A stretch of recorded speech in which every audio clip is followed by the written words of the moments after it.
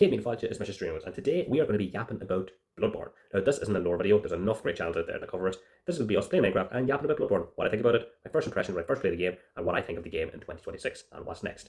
If you enjoyed the video, please hit that like button, subscribe to the channel, and please share it with your friends and family. And with that, let's get to it. Okay, let's go. Okay, so naturally, like most From Software players, my first From Software game was Dark Souls. And I got introduced to Dark Souls from a friend in college where he literally was like, hey, play this really cool game. You play as a knight in a kind of broken world. And I was like, oh, what do you do? And he's like, you just keep dying and ring 2 bells. And I was like, sounds pretty cool. And I fell in love with them. But growing up, I would have had PlayStation 1, PlayStation 2, Xbox 360, and PlayStation 3. But I never got the PlayStation 3. I got the Xbox One. Sorry, I did get the PlayStation 3 and the Xbox One. And then when the PS4 dropped, I was like, nah, I'm kind of an Xbox guy now. I had the Xbox One. I loved the Xbox One. Was it Xbox One? I think it was Xbox One at the time. And, I would have played Dark Souls. Really, really liked Dark Souls. And then obviously when Bloodborne dropped, I wasn't as, obsessed, I suppose, with From Software games at the time. So I never really bothered with it. And my brother would have played quite a lot of Dark Souls 2. And, he would have raved about Dark Souls 2 and how good it was. And obviously Bloodborne kind of dropped around at the same time. But I never really played either. So I just decided one day, no, I've seen enough about Bloodborne. I'm going to buy it. I'm going to play it. So I bought a PlayStation 4 and fell in love with it instantly. I just died on your arms tonight. And I think I fell in love with it because even though I loved Dark Souls, the gothic kind of monstery wolf or wolverine or werewolf, style of Bloodborne just really clicked with me. And yeah, I think with Dark Souls 1 is when I fell in love with From Software games, but Bloodborne is when I became obsessed with From Software games. And now obviously the start of Bloodborne is very different to Dark Souls because in Dark Souls obviously you can get a sword, you get a shield, some armor, whereas Bloodborne you're kind of just sent out into the world with not very strong supplies or strong armor and no healing flask, and you're like off you go, hunt. And I really struggled at the start of the game with that because when I found the shield first, I equipped it instantly and I was like, yeah, no, this is great. I'll use this shield and that's it. And then, I realized that the shield just is terrible. The shield is literally good for nothing. You cannot use the shield in the game. Not around here, partner. And I think it was because I bet Gascoigne and I was like, no, I need to get a shield now to protect myself. And I really struggle with the fast pace of the game. But, once I got the kind of parry system down, I think this is so awesome. I think with other From Software games, I'm terrible at parrying, but with Bloodborne, you have to have that aggressive style. So I think that's another reason. I suppose Kiro would be kind of similar with that. You kind of have to get good at the parry system. But yeah, I just fell in love with the fast pace of it.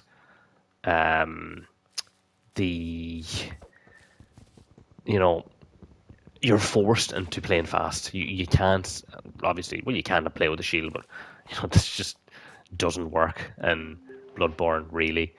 And I think my biggest thing with Bloodborne was that the lore was so different as well. No, I'm not going to tell you that I understand anything about the lore. I was very confused with the lore, and I still am very confused about the lore, about the hunter's nightmare, hunter's dream. Are you awake? Are you dead? It's just really blows my mind what the actual lore of Bloodborne actually means. I have absolutely no idea what's going on. But I think that was so cool because it was so different to other From Software games. Because normally other From Software games is the big baddie, and you have to fight the big baddie at the end and fight their world or whatever. Where Bloodborne was, the healing church versus Burger War scholars and what to do with the healing, the bloods and the old blood and all that. I just found that so interesting and so cool and just so different to Dark Souls kind of lore. And again, I think the way it tied in with the bosses, that Gascoigne was just a hunter that went crazy. The cleric beast was a person or a man as well that went crazy and became this big monster. And I think the playstyle of the bosses as well was so cool because there is no real boss in the game that you kind of can sit back and pick off. You have to be aggressive. You have to get into their face pretty much for the whole fight. And again, with the bosses in the game, I think they are some of my favorite bosses in the whole series. You have Father Gascoigne, you have Lady Maria, or my wife, Nikos, German, all these bosses that just I remember fighting them. Whereas other From Software games, I wouldn't really remember fighting a boss for the first time as much, apart from maybe Bitch of Chaos. I hate that bitch. I hate that fucking bitch. I fucking hate that fucking bitch. But yeah, it's suppose Bloodborne changed then my playstyle in other From Software games to be a bit more aggressive rather than, normally other From Software games I would just get a sword and a shield and heavy armor and kind of try and tank through the game a little bit. So yeah, I suppose that gave me a different perspective on the other games. The one thing I would say that annoyed me about Bloodborne was the teleporting. I wasn't a fan of having to teleport back into the hunter's dream every single time. That just kind of got a bit... That is a bit annoying, but look, you get over it. And the other thing is the dungeons. I have no idea how the dungeons work. I don't understand. I don't know what's going on here. I use the chalice dungeon that we all use for farming and getting levels. I'm not going to say it. Bitch, I see what you did there. I know. But yeah, apart from that, I don't know anything. I think I played 2-3 dungeons, the first 2 or 3 dungeons at every run, and that's it. I don't really go back to it at all. And I don't know, the dungeons are cool, but they're not my kind of thing. But maybe I should try and give them a bit more love and see what they're like. But yeah, I think the other thing about Bloodborne that I love is, obviously I mentioned the lore, but it's just that the whole world kind of ties in, and I just think that it's cool that the longer you go in the game, the crazier things start to get. With Insight, I think Insight's such a cool mechanic, and there's no other mechanic like that in any other From Software game, really. To get 10 Insight and randomly start seeing the Amidalas was just like, wow, this is just so different.